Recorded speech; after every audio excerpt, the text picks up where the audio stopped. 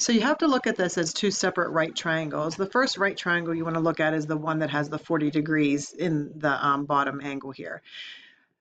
The key to it is to try and find DC so that you can transition into the larger right triangle. So if you just call DC, just give it a variable, maybe call it Y, and then you're going to set up a tangent for that.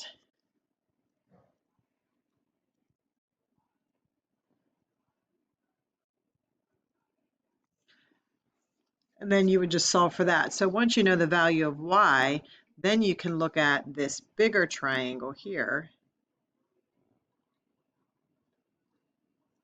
And you'll have the value of Y, so you'll be able to find this length all down here.